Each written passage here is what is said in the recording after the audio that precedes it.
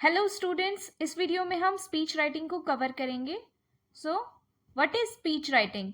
A speech is a formal talk delivered to an audience on a specific topic meant to inform, inspire, or persuade people. It can be based on visual or verbal clues.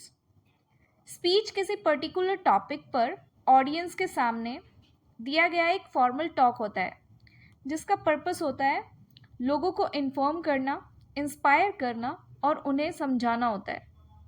ये verbal और visual inputs पर भी based हो सकता है. Verbal और verbal clues मतलब कि आप किसी की कोटेशन, किसी राइटर की कोटेशन उठा के भी आपको एक टॉपिक दिया गया होगा कि आप इस पे अपने व्यूज़ को एक्सप्रेस करो. विजुअली भी आपको कुछ दे सकते हैं क्लूज, लाइक कोई पिक्चर दे सकते हैं, कोई ग्राफ दे सकते हैं, उस पर आपको बता सकते हैं कि इंडिया की पॉपुलेशन इतनी ग्रो हो गई है पास्ट ईयर्स में, तो इस पर आपका क्या ओपिनियन है. तो वो कुछ भी हो सकता है स्पीच राइटिंग में. ठीक है. ऑब्जेक्टिव क्या होते हैं स्पीच राइटिंग के? To express views and opinions fluently before an audience, to motivate और create awareness, to develop confidence in public speaking. Okay. Audience के सामने अपने थॉट्स को फ्लुएंटली एक्सप्रेस करना इसका एक ऑब्जेक्टिव होता है. लोगों को मोटिवेट करना और अवेयरनेस क्रिएट करना. ठीक है. पब्लिक में जो स्पीकिंग करते वक्त कॉन्फिडेंस से बोलना भी इसका एक ऑब्जेक्टिव होता है.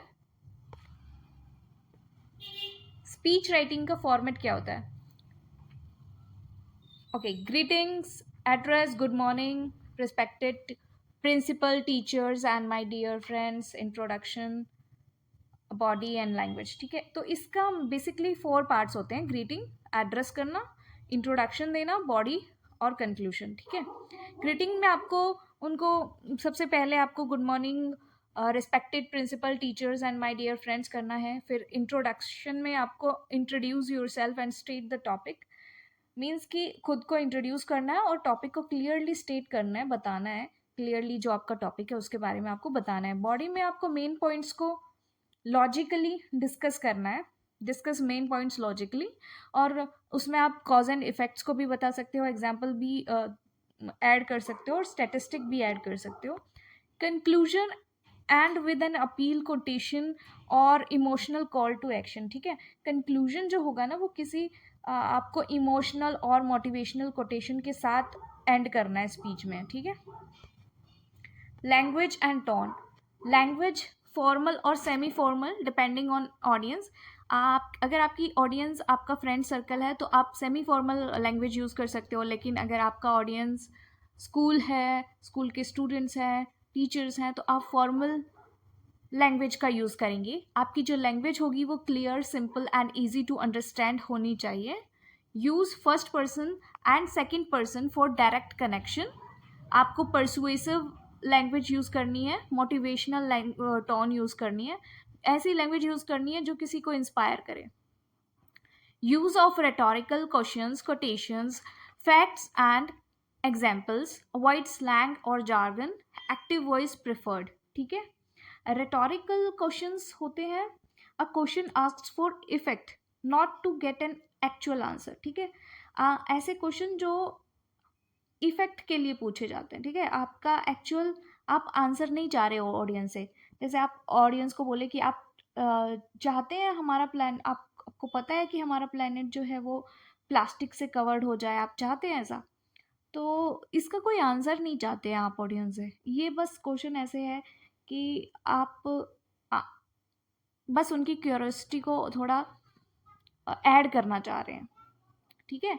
स्लैंग होता है इनफॉर्मल और कैजुअल वर्ड्स जो हम एवरीडे स्पीच में यूज़ करते हैं, बट फॉर्मल राइटिंग में ये सुटेबल नहीं होते. जैसे cool dude, chill out, hang out, this type of words we do not used in speech writing. ठीक है. एक्टिव वॉइस को प्रेफर किया जाता है. शॉर्ट इम्पैक्टफुल सेंटेंस होने चाहिए, क्लियरिटी एंड एम्फेसिस दिखाने के लिए. स्टाइल कैसा होना चाहिए? Begins with a salutation. Salutation से आपको स्टार्ट करना है, जैसे respected teachers, principals and my dear friends. Engaging opening होनी चाहिए। आप जो स्टार्टिंग है वो किसी कोट से भी कर सकते हो, किसी क्वेश्चन को पूछ के भी कर सकते हो, जैसे क्या आप चाहते हैं हमारा प्लैनेट प्लास्टिक से कवर्ड हो जाए।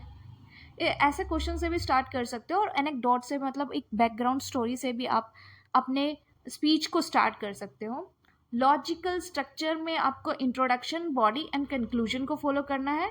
Use of emotive and persuasive language to influence listeners. ठीक है, आपको इमोटिव लैंग्वेज का यूज करना है।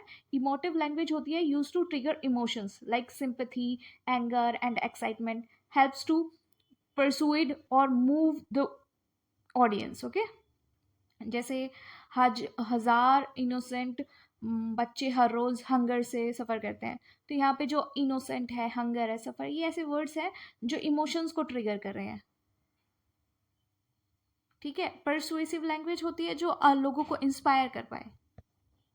Smooth transition between ideas. ठीक है, आपको कंजक्शन का यूज करना है। एक आइडियाज को दूसरे आइडिया से कनेक्ट करने के लिए कंजक्शन को यूज करते हैं हम, एक सेंटेंस को दूसरे सेंटेंस से जोड़ने के लिए।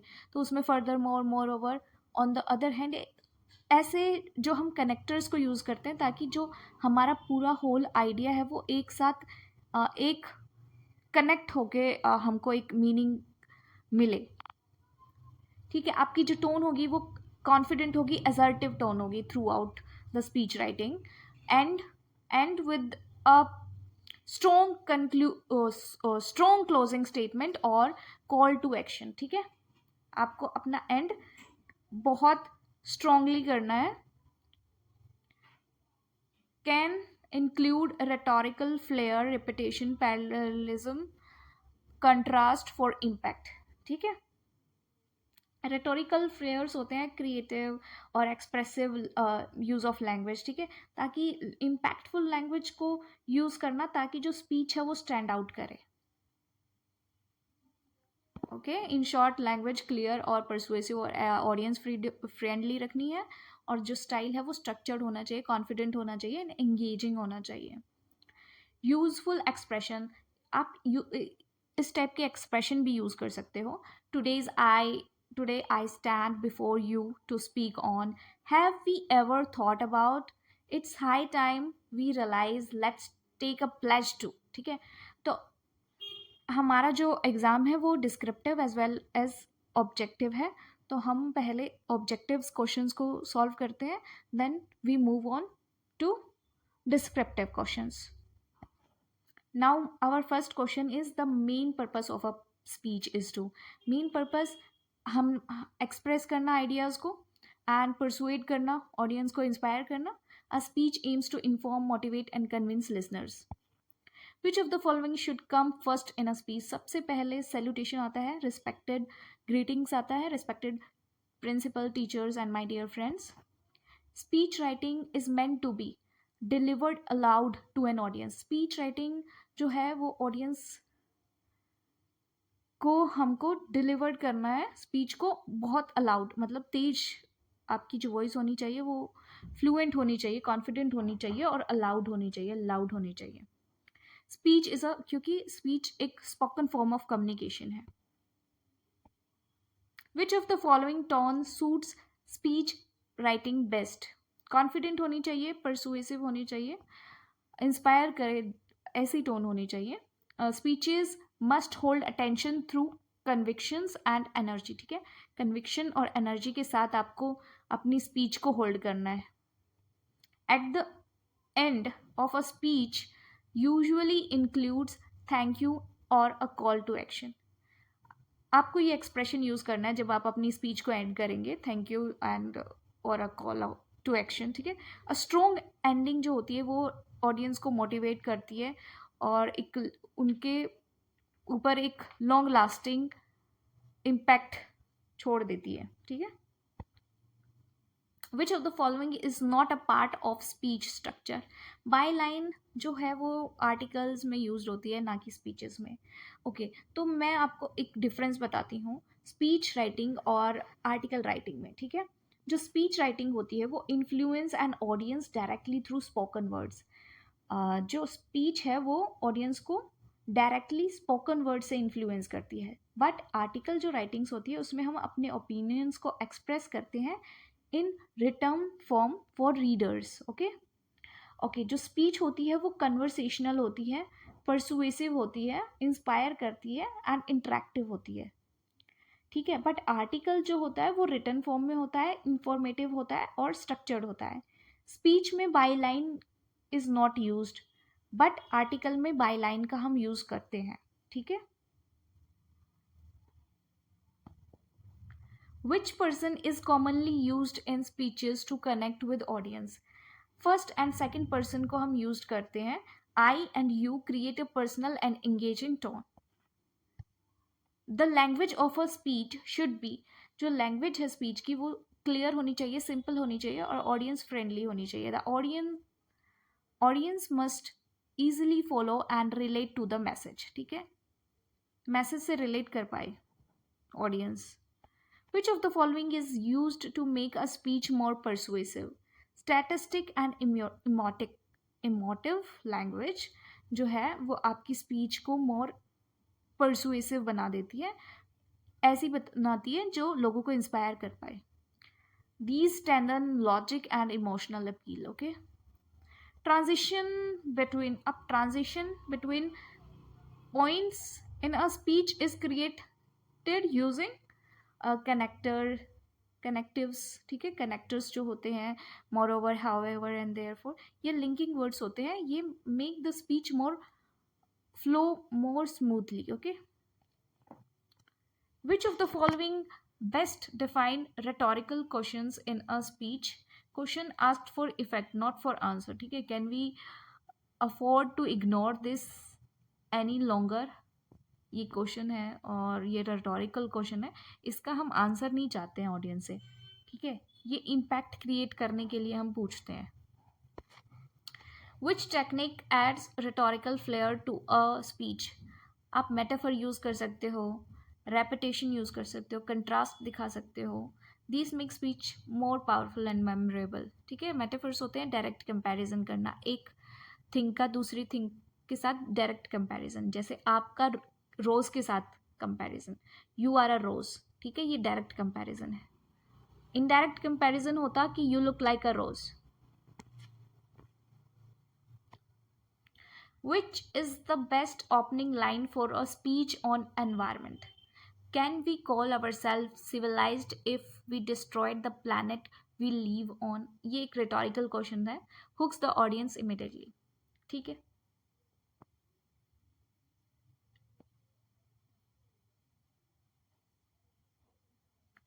okay, what is the most important quality for a good speech delivery? Clear voice होनी चाहिए, expression होना चाहिए and confident होना चाहिए।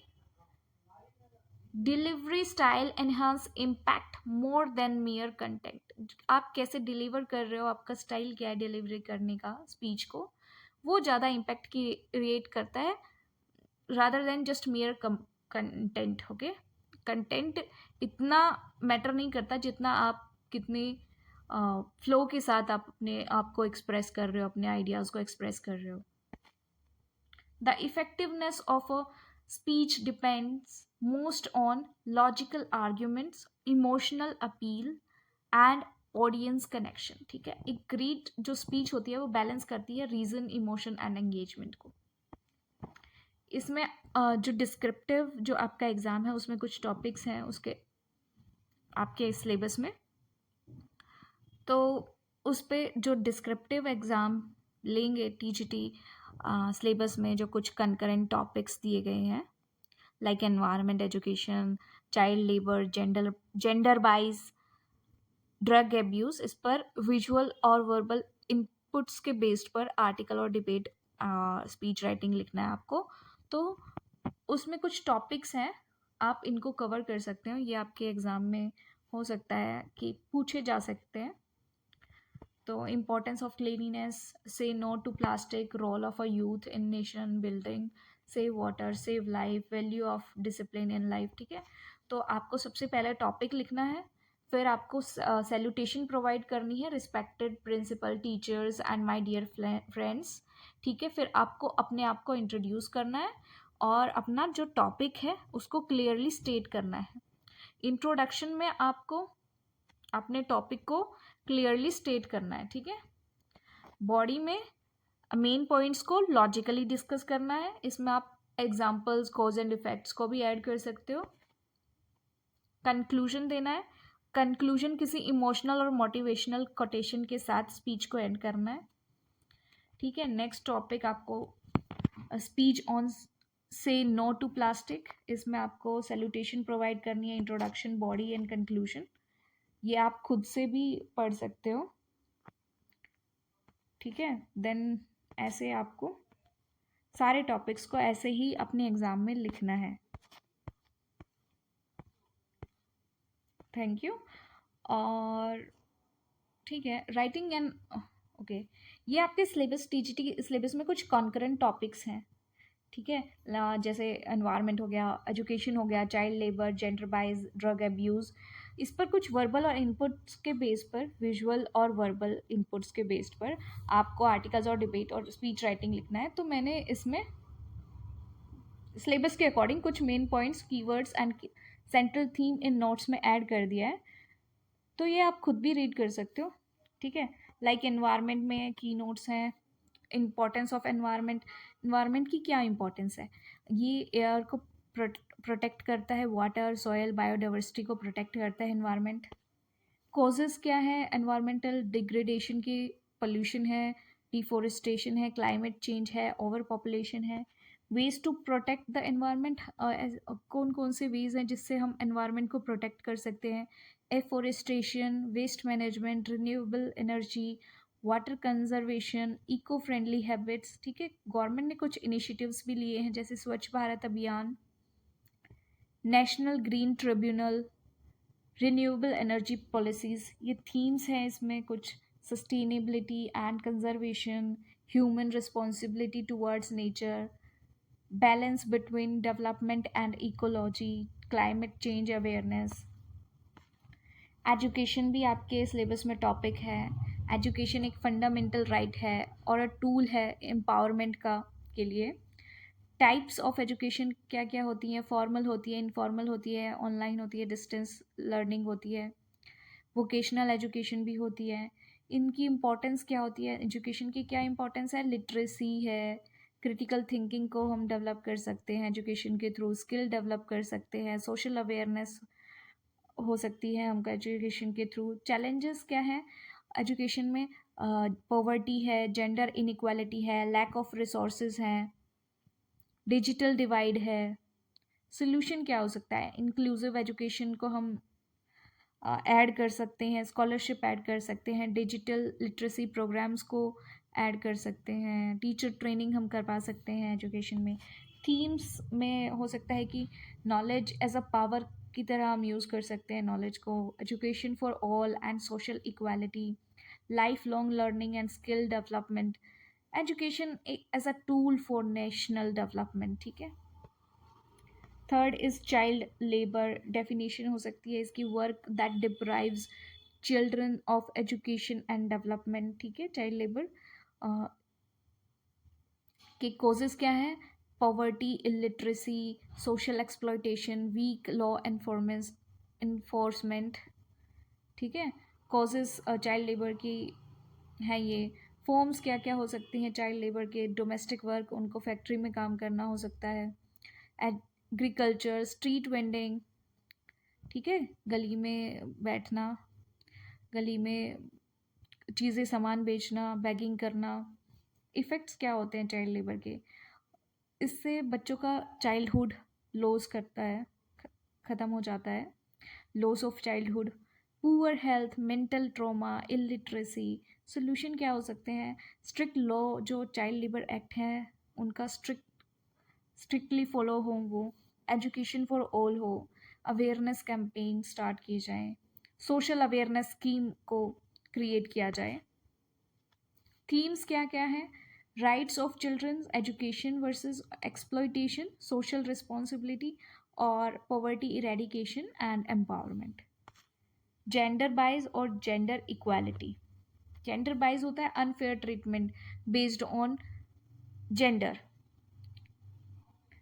एग्जाम्पल में अनइक्वल पे हो सकता है, लिमिटेड एजुकेशन प्रोवाइड करना, जैसे गर्ल चाइल्ड है उसको लिमिटेड ही एजुकेशन प्रोवाइड करना, अनइक्वल पे देना उसको जॉब में मेन के कंपैरिजन में, सोशल स्टीरियोटाइप्स कि लड़कियां ज़्यादा देर रात तक काम नहीं कर सकती तो उनको काम करने के लिए अलाउ ना किया जाए, वर्क प्लेसेस डिस्क्रिमिनेशन हो सकता है।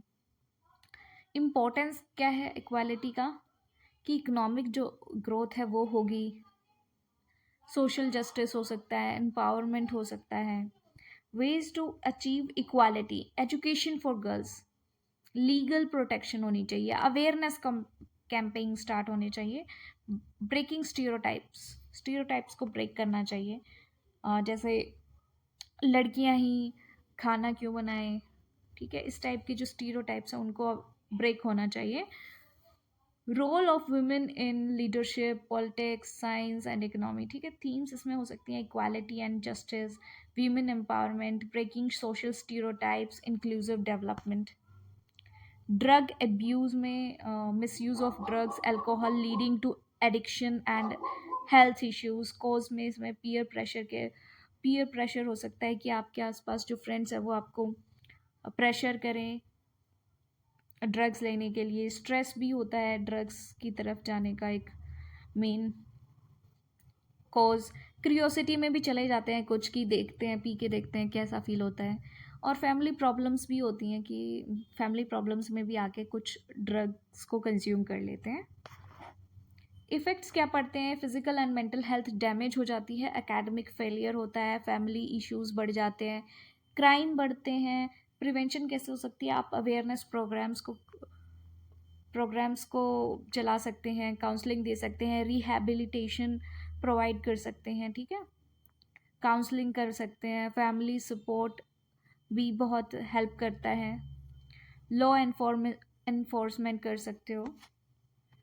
Role of school and community in education about substance abuse, इसमें कुछ थीम्स हैं, health and wellbeing, youth awareness and responsibility, prevention and rehabilitation, social and family support system.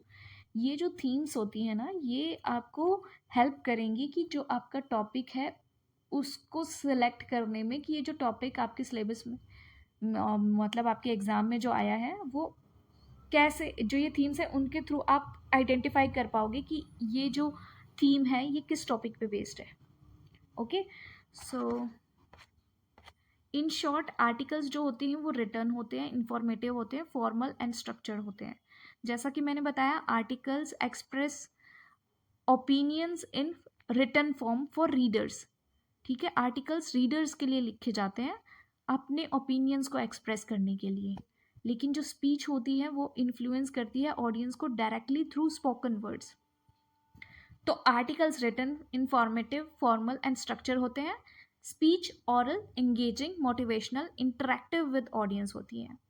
Debate argumentative होती है, persuasive होती है, इंस्पायर करती है हमको, रिक्वायर काउंटर आर्ग्यूमेंट्स, ठीक है, इसमें हमें काउंटर आर्ग्यूमेंट्स की ज़रूरत होती है कि सामने वाला जो हमारा ओपोनेंट है उसने जो हमें आर्ग्यूमेंट काउंटर किए हैं हम उनको काउंटर कर पाएँ, उनका काउंटर अटैक कर पाएँ, ठीक है। तो डिबेट में ये सब चीज़ें होती हैं। Thank you, so that's it for today's video, thanks for watching.